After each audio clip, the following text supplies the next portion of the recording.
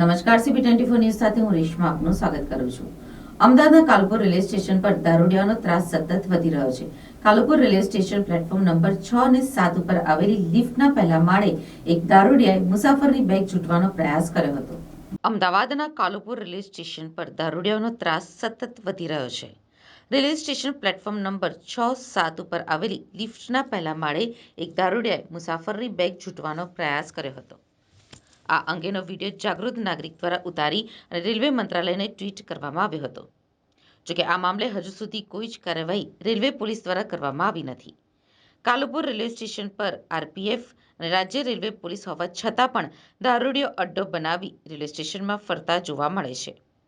Railway station પર અનેક વખત ચોરી અને મારામારીના બનાવો પણ બની ચૂક્યા છે. તેમ છતાં પણ રેલવે સ્ટેશન પર પોલીસ તંત્રની બેદરકારીના કારણે મુસાફરોને ભારે હાલાકીનો સામનો કરવો પડી રહ્યો છે.